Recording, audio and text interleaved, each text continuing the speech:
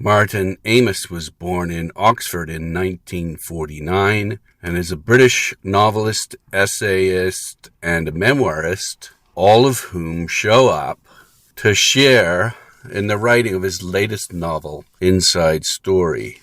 Amis is best known for his novels Money and London Fields. He received the James Tait Black Memorial Prize for his memoir Experience and has been nominated for the Booker Prize twice. He served as professor of creative writing at the University of Manchester until 2011 and is considered one of the most influential novelists of our time. We met via Zoom to talk about everything he throws into this novel, plus the way he frames it. The conversation starts mid-sentence with the two of us talking about Chip Kidd's dust jacket design. I took the cover off because I didn't want to wreck it. But I assume it's like the American one. Yes, you're there, but one of your eyes is cut off on the image, and you could be looking at someone with a threatening glance. Right. Yeah, I remember. And I just wonder if that was intentional or why he chose it, or you just liked it. No, I just okayed it. I don't get very intimately involved in decisions like that. So it doesn't really matter. You're going to sell a shitload of books anyway. Is that it? No calculations of that kind either. Having done this for 50 years, that all seems very external now. Right. Okay. The title of the book, The Inside Story, why did you choose to give us the inside story on your life and how to do what you've spent your life doing? Well, there's no definite article. It's just called Inside Story. And that refers to my life, but also to the business of putting a story together and putting prose together. So there's a modest double meaning there. Yeah. But why do you want to tell this inside story? It's just, it becomes a certain pressure builds up in you, and you do want to tell this story. And I've written a memoir. I wrote a memoir 20 years ago, which was a straight memoir, not chronological, but experience. Yeah. But this time I thought, well, I'm not doing that again. So it's called a novel, and I believe it is a novel, and I think of it as a novel. And that changes everything. As well as making it much more difficult to write. A straight memoir comes at about twice the rate of a novel. And the rate of a novel is 100 pages a year, very roughly. So I made life more difficult for myself, but more interesting, I thought. It seems to me that you've thrown everything at this. You've got literary criticism in there. You've got autobiography. You've got short biography. You got short stories. You've got you've really I haven't stretched it because a novel is free, isn't it? There's no definition of it really. It's elastic. D.H. Lawrence taught a lot of rubbish about many things, but he did say the great thing about the novel is you can do anything with it, and that's true enough. There are no laws imposed on you. You can find your own way. Yeah, one of the things that you say is that you would like the reader to dip in and out of it and go back and forth and postpone, and it's not typically how you read a novel. No, and I don't think anyone has read it that way. I have. You dipped in and out of it. Well, yes, I raced through some of it. I got into a bit of a car accident a couple of days ago, and that screwed up my reading schedule. So I flipped back and forth and went to the front, went to the back, reread. I did exactly what you ordered. Well, you're free to do that, absolutely. But it's, as you've noticed, no doubt, it is a book about the reader as well. Well, in fact, I have a question about Calvino. His If on a Winter's Night, a Traveler is pretty well the same idea. It's inviting a reader into the room and examining the romance between the writer and the reader in a kind of postmodern way. Were you informed by that? Oh, no, I know the title. It's pretty hard to forget that title, but I haven't read Calvino. But no, you alarm me by saying it begins with him inviting the reader into the room, because that's how I begin too. So it's a happy coincidence rather than intentional. Lolita begins with an interesting foreword written by John Ray, PhD, and he describes Humbert, whose manuscript it's supposed to be, as a horrible leper who writes in a way that betrays a supreme misery. And it seems to me that Nabokov was trying to distance himself from perhaps the perversion of the character, despite the fact that many people might assume that it was him. So I just have a question, because I know that Nabokov is extremely important to you and you reference him throughout the book. Why do you think Humbert wrote this manuscript? To justify his behavior? And is that why you're writing this book? Well, no, I have nothing to justify. I mean, in that I have not enslaved a 12-year-old girl. Didn't Phoebe enslave you, or no? Guess not. He's 35 years old, not 12. No, I've nothing to feel, well, nothing I confess to that, well, there are a few confessions dotted along the way, but I can hardly hide behind a bogus academic, as Nabokov pretends to do. Don't forget, and this is a theme in the novel, you could go to jail for writing that book in the 1950s. And when they were about to publish Lolita in London, the publishers were prepared to go to jail. Weidenfeld? George Weidenfeld. And I quote the Philip Larkin poem, "Sexual intercourse began in 1963, which was rather late for me, between the end of the Chatterley ban and the Beatles' first LP." Now, until the Chatterley ban was overturned, which it was in, I think, 61 or 2, writing about sex, which is very problematic, partly for that reason still today, was illegal, and that you feared the policeman's knock as you wrote about sex. Well, that no longer applies and stopped applying in the 60s. But it's not accurate to think that all those inhibitions disappeared with the legal ban. And in fact, it's something I think we still haven't successfully done, which is writing well about the transcendental element of sex that we all know is there. And it is an extraordinary subject in that sex is the force that peoples the world.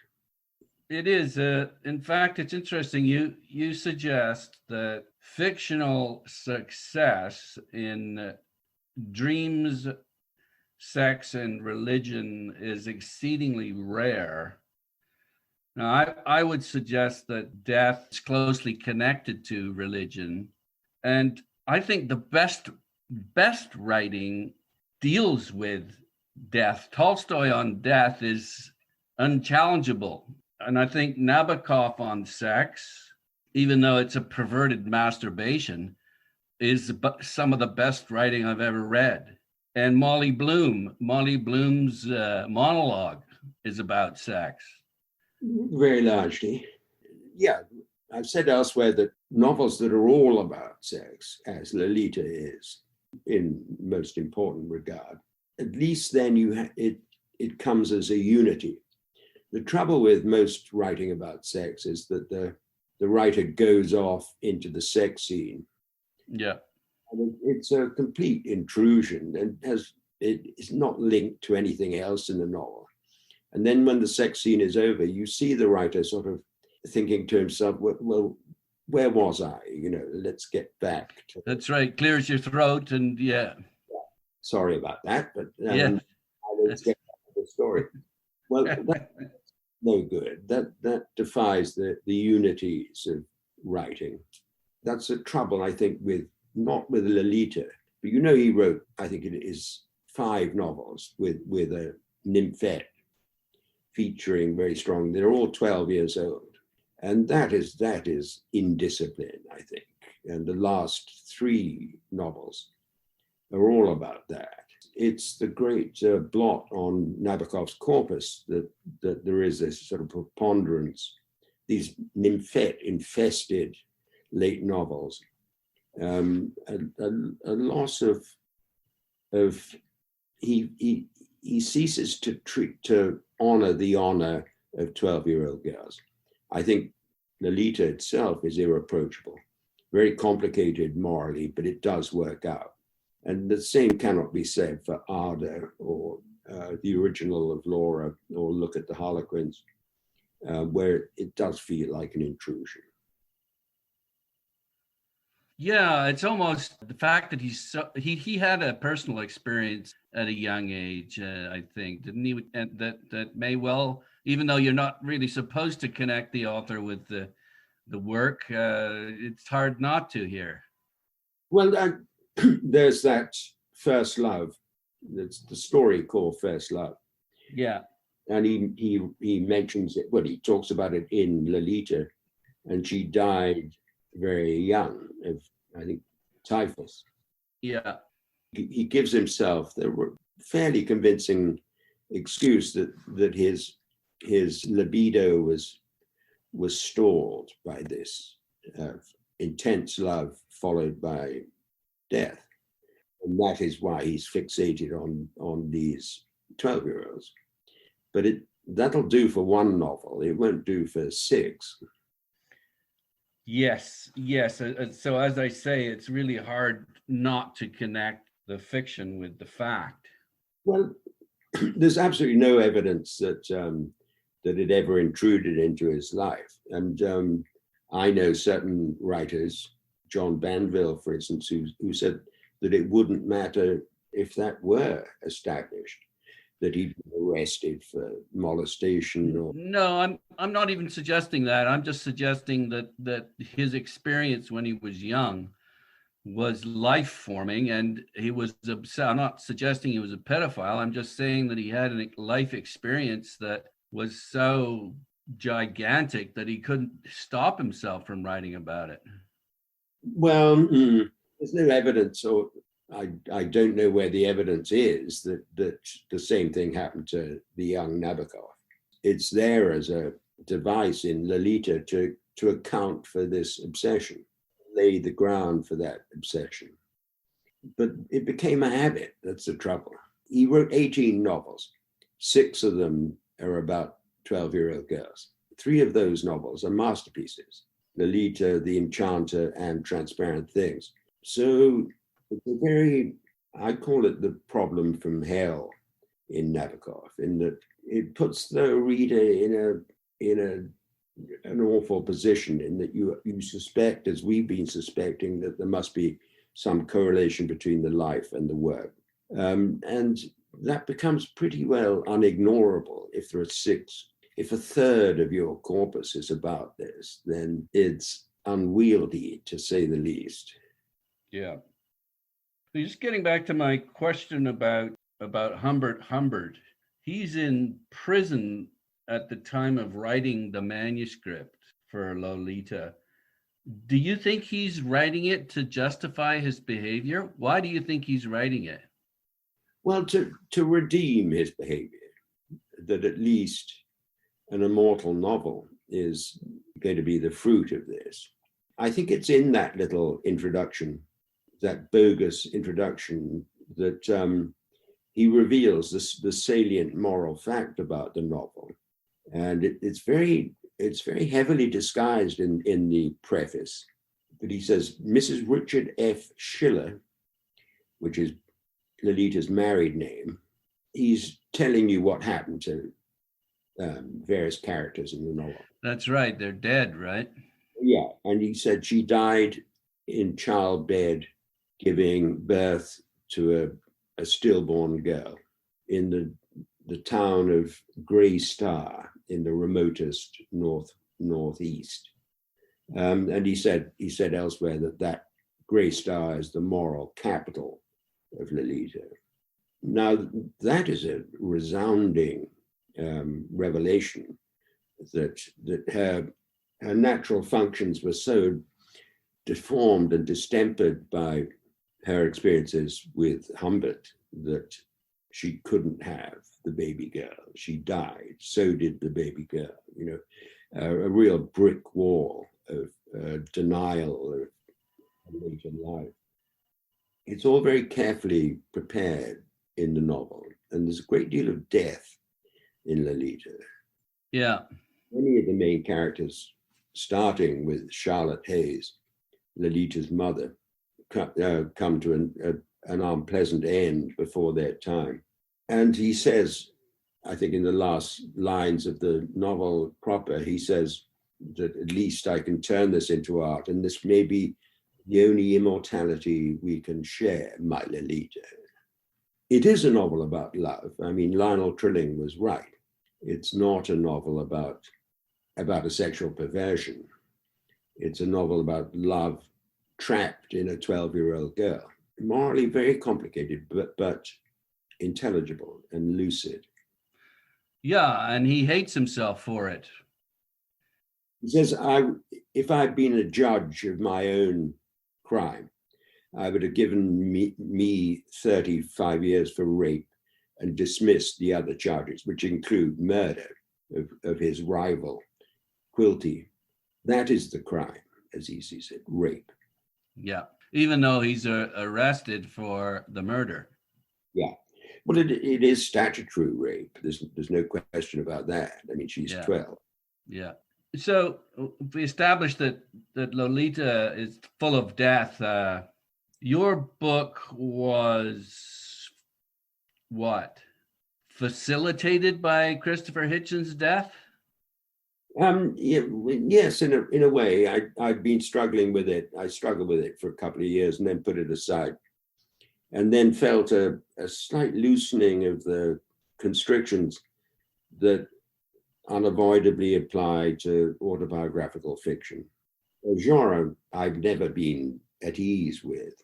It now has the heading life writing, and it is an enormous, more than a genre, but a sort of an alternative way of writing where you don't make anything up. So for me, it was never more than semi-viable, that way of writing. But when Christopher died, none of the writers I concentrate on in this book were alive. So there was a lessening of self-consciousness and pressure, and I was able to move ahead with it. It also gave me my theme, which was death. I'd noticed the absence of a coherent theme, and he provided me with that. Okay. You welcome the reader into your home at the beginning using this sort of framing technique. Why did you do that? Well, I wanted to concentrate up to a point on the relationship between the writer and the reader, which is quite mysterious and philosophically complicated. It's not a simple matter, and the whole operation is dependent on that. And the reader is an artist up to a point, in that every reader will have a different image of, say, Madame Bovary. The reader does particularize in a way that the writer can't possibly have intended, because it's to do with the reader's memories and general sensorium. Yeah, it's interesting, isn't it? You've written your book. I've read our book. Yeah, it is a joint enterprise. There are as many books out there now as there are readers, in effect. It sometimes feels that way, yes. But when Nabokov was asked about the pleasures of writing, he said they exactly correspond to the pleasures of reading. It's the apprehension of a different mind and a different scheme of things, and it's an interaction between writer and reader. Nabokov says that great reading is rereading.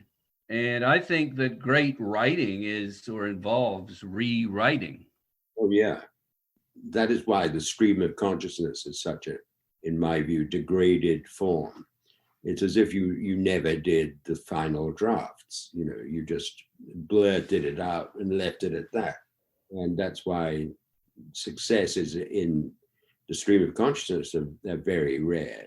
About 20% of James Joyce is successful stream of consciousness. The rest is a drag, frankly.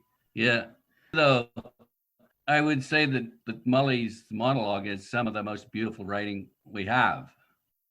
Yeah, that is a success. But much of the Stephen Dedalus stream of consciousness is just like being with a terrible old bore. And Finnegan's Wake is just incomprehensible. Forget it, yeah. The book was something, not that it was necessarily better back then, but the book was something to be savored, respected, enjoyed in the company of the author. So are you inviting the reader into the calm of your house to escape this scrambled, moronic inferno of Trump and fake news and distraction and stress? Yeah. And I think, whether you invite the reader into your house or not, that is what is on offer. It's an island of well-organized thought and feeling, unlike the random scattershot that we normally experience. The thoughtless. Yeah. Yeah, at one point you suggest that the reader that you invite into your home is actually a younger you. Yeah, and a more feminized me too, less locked into a gender role than I would normally feel.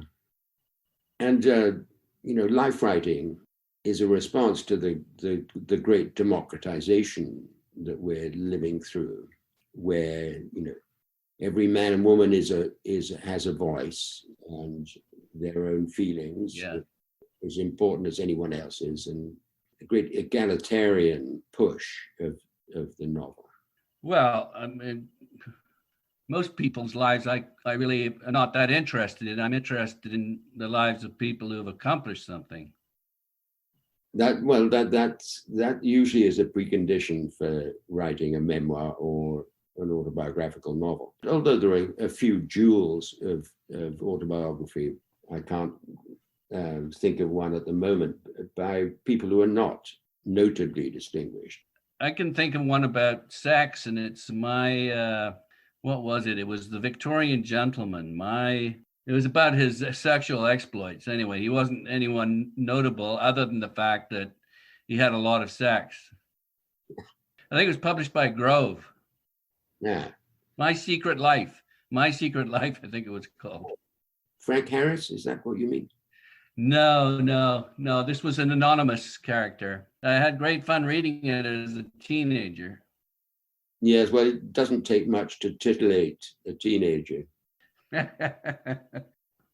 you think that the fact that you're a younger reader, you want this character to be a younger you, because he's someone with a capacity to escape into imagination more easily, or escape time and space more easily? No, much cruder than that. It's just that they're going to be around for a long time. And if you make the assumption that the reader is going to go on reading you, then that is a tiny measure of immortality, or at least continuity, that we're always searching for in our lives. And I think that's why, partly one of the many reasons we have children, is to make the story go on, so that it doesn't stop dead with your own demise, that it proliferates. There are other works that use this sort of framing device that you have, famous works like Canterbury Tales or even the Odyssey and the Thousand and One Arabian Nights. It's a string of fairy tales. And Nabokov says that all great novels are great fairy tales. What do you think he means by this? Well, that's his one of the key words in Nabokov is enchantment. And one of his novels about nymphets is called The Enchanter. That is a very unifying notion in Nabokov, that you do sort of escape from your life into another life through the imagination. And it is a kind of enchantment, as is love. It's mystical, it's wonderful. Yeah, and it's not of the everyday. It really is something that won't happen to you very often or very durably in your life, usually. Yeah. So are the stories in Inside Story fairy tales? No, I've written a novel or two that felt like fairy tales, but this is, I plant my feet very firmly in social realism, and I think that is the genre, and everything else is, often of interest and amusement, but the basic business of the novel is summed up in the magnum opus of one of the great social realists of all time, which is Anthony Trollope, who called his magnum opus The Way We Live Now. And that title could serve for any social realist novel of the last few centuries. That is the great subject. I think that very early in my life, when I was wondering about my father and what sort of novel he wrote.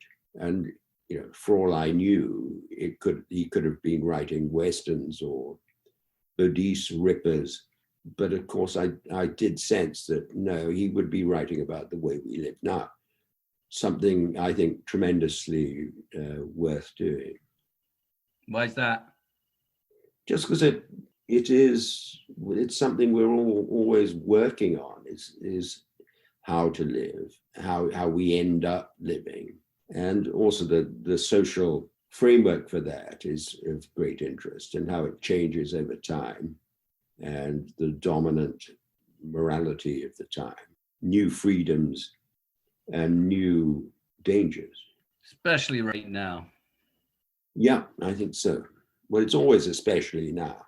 That's the nature of the thing, is that the present is always the most intense and the most turbulent. In the introduction to his lectures on literature, Nabokov explains what a scholar might be if one knew well some half a dozen books. So it's clear that you exalt or elevate Nabokov, Bellow, Larkin. Who else, if you were to make six? You want me to name three more? Contemporaries. Do you mean contemporaries or from the canon? No, anyone. Oh, well, Jane Austen, Trollope, Dickens, George Eliot. I mean, Joseph Conrad, the great tradition. Yeah.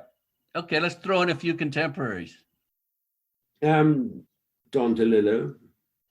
I don't read my contemporaries. I better say. Oh, I know you've said something like you want to wait till they become tested by time, right? Wait till they're dead, basically. The dead is quite good advice. It's much more economical use of your time, because the only value judgments that matter are not those you read in your newspapers or in your weekly magazines. They're the judgments handed out by time. There is no other measure of value than longevity. Yeah, I agree. Nabokov says that great works of art create new worlds. So are you giving us a new world with Inside Story or not? I don't think I am, no. it's certainly not new to me. It's life writing. It's which never does surprise the author. It may surprise the reader, but not the author. And I've written novels that have surprised me, those that depend on a much greater leap of faith earlier on. Yeah. And it is quite a sort of Promethean thing to do, to create a world. And that is the real excitement of writing a novel, is assigning life to these characters and these propositions. That's quite a strenuous gamble. And that is the real excitement, I find. It feels daring to me. Okay, can you give us an example of how writing inside story as a novel helped you in a way that writing it as a memoir or autobiography wouldn't? Well, yes, I can. I feel more and more as I get older that writing fiction is essentially an expression of freedom, and that is why writing about your own life automatically reduces your freedom to a fraction of what it is when you write wholly imagined, when you create wholly imagined worlds. And that's because what? You've got the limits of the facts of your life. Is that it? That's it. And also, it used to amaze me that Saul Bellow, who I think is the only writer who's really got somewhere with this writing about real people and real events, he was shackled by anxieties having to do with getting sued, offending people, losing friendships, just natural delicacy that you don't want to be horribly indiscreet about your friends. It's a struggle to maintain decorum when you're writing about real things. You can't arrange matters. So why I was liberated by the death of Christopher was that I didn't have to worry about that, except, well, I did, but at a greater distance. It wasn't an immediate concern. And also I could rearrange things, and I didn't change any facts, but I changed the patterning and it felt a little bit more like a regular novel and not just a reworking of things I'd looked at before. We mentioned the fact that you had suggested that the reader read your book in fitful bursts with plenty of skipping and postponing and doubling back, and of course, frequent breaks and breathers. And when I read that, I'm not sure why, maybe I am, I thought about your sex with Phoebe Phillips. And I'm thinking specifically about the postponing part, the sexual famines that you talk about. Yeah, well, I might as well, I've said it before, I might as well admit that Phoebe Phelps is in fact a completely invented character. I did have some idea of making her an anthology of the girlfriends I had in my 20s and early 30s. But then as soon as you unleash this new character, then she will take over and she will expand and accrue to herself more and more autonomy. And I'm glad to say that's what happened. So that is all imagined, the famines. Although I did think it was an interesting idea and quite not a bad strategy for overcoming, the familiarity, which is the great enemy of love.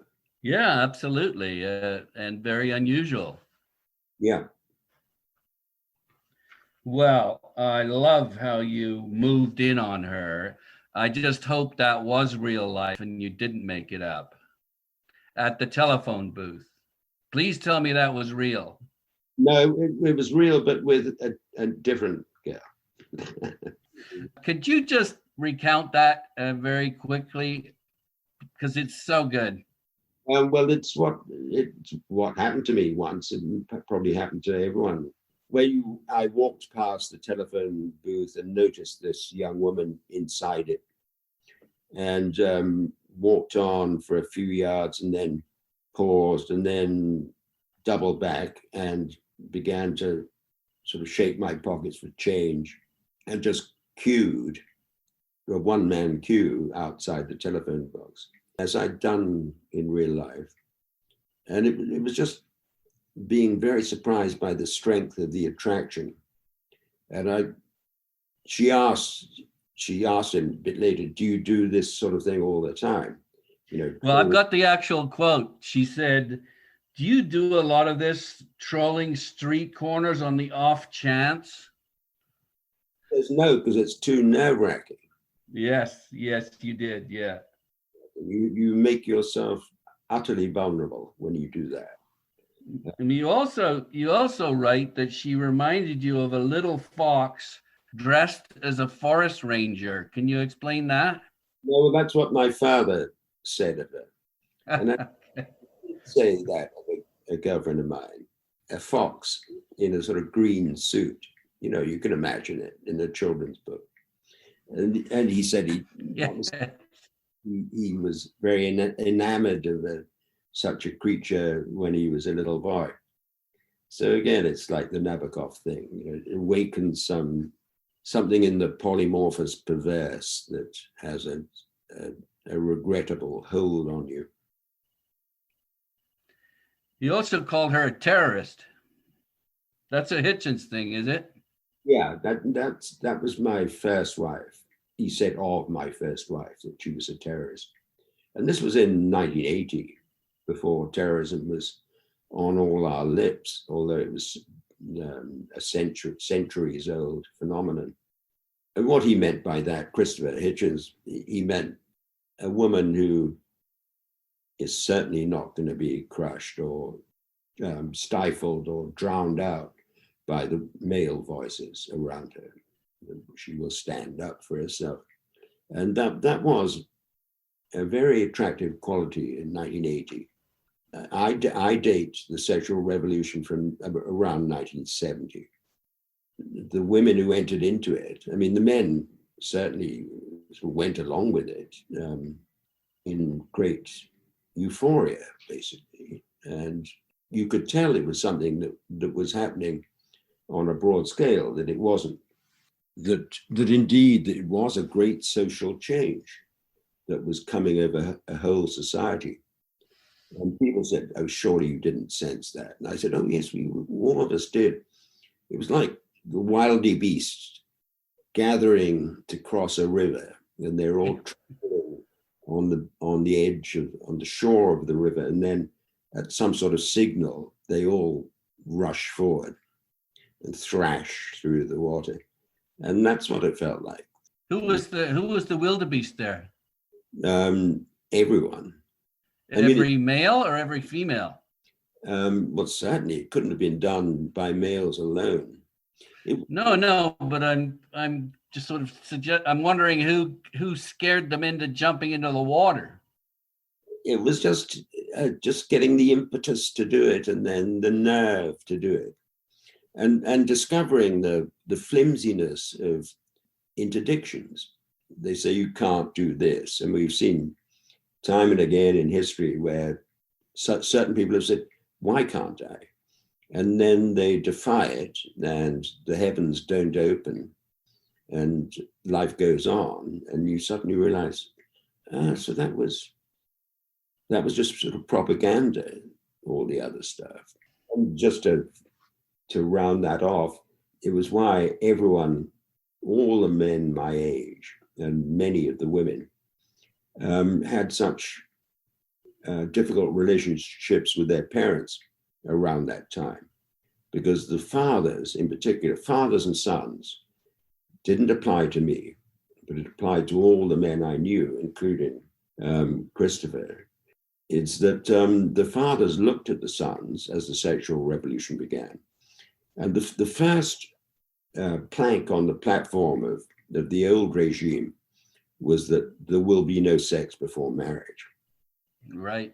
When they look at their sons and think, I thought there was meant to be no sex before marriage, although they see it unfolding in front of them. And that must have been a very bitter realization that they'd been duped, that they'd succumbed to propaganda, and there was no earthly reason why they had to obey those edicts. It was just force of societal habit Of the church. slackening its grip. Hitchens called his father the commander. He was Commander Hitchens. I think I read once that Christopher's death provided you with an incentive to live larger. Oh no, I don't. That doesn't ring a bell. You wanted to get the most out of life. Well, yes, but you do that by loving it, not by climbing Everest. Just by, in fact, even narrowing your gaze onto little details and little quirks of life, and seeing their comedy and beauty.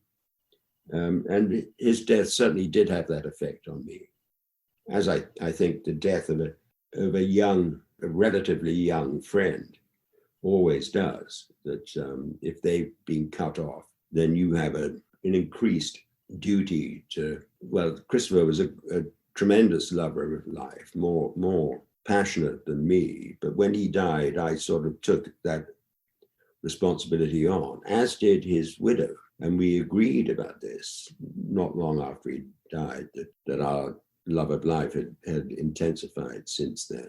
Yeah, that's exactly what I was getting at. Yeah. And I said to her, I feel slightly guilty. Do you think he'd mind that we're not just, lying around totally demoralized, and that in fact we feel slightly rejuvenated by his death? And she said, no, he would have loved that. And I saw at once that would have been true. So that too is a reciprocal feeling. Even though he's dead, his ghost is happy that we moved on, fortified from his life. Do you feel any desire to be his Boswell? No, I've got my own stuff to do. No, we're all our own Boswells. Yeah, that's good. Be undignified to subjugate yourself to a Dr. Johnson. Well, Boswell got immortality because of it. True, but it's a sort of secondary immortality. Throughout the book, and we're winding down here, throughout the book, you use this device whereby you say there'll be more to come, or there'll be more to say, or wait for it. It's coming later on in the novel. I don't think that was necessary. Why did you put all those things in there?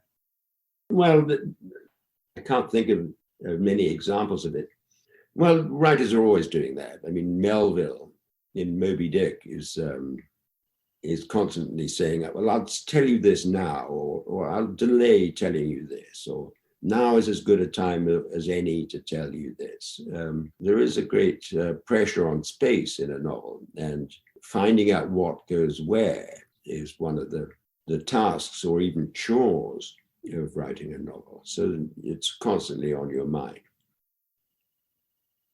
Yeah, and you suggest that plots and hooks set the reader a question with the implicit assurance that the question will be answered. That put me in mind of the gun on the wall and Chekhov short stories. So what question did you pose in this novel? Well, all sorts of little questions. I don't use a hook. I don't really use a plot, because the plots belong to fiction, and to most often to genre fiction. Our lives don't have plots, but they do have little mysteries. Phoebe Phelps, for instance, has a secret that much of the novel is spent unlocking. And that is the essence of suspense, is not knowing the answer to something. Yeah. Yeah, it wasn't quite clear. Did you sleep or have sex with those two escorts to, in effect, bring about the end of your relationship with Phoebe? No, they precede Phoebe. That's me jumping around then. It is. Yes, I did. I just want to say that I've followed you and Christopher really closely over the years. I've watched all sorts of video interviews that you've done and read much of what you've written. And it's just been really a thrill to connect with you. It's kind of surreal for me. Well, that's nice to know. And it's like I know you guys. It's kind of strange, isn't it? It is, and that's an aspect of the reader-writer relationship that I like and value, is the intimacy. I don't know the intimate thoughts of my readers, of course, but if they're good readers and loyal readers, then I know quite a lot about them. Well, Auden said something along the lines of, I like friends who are loyal and kind, but I love friends who can make me laugh. And boy, you have made me laugh over the years, I must say. Thank you for that. You're very welcome. It's a pleasure. Nicholas 6 in particular, when God was wanting to have sex with her, there was some line in there that just I screamed out loud. Well, I'm very glad to hear it. Just finally, I've told this story quite a few times. We were in New York maybe 4 or 5 years ago. It was a hot summer day, and I was wearing shorts and a grubby top that I'd spilt some hot dog relish and ketchup on. But I checked to see what was on in town that evening, and we were staying out in Staten Island. And it turns out that you were giving a talk that evening about hooligans at football matches.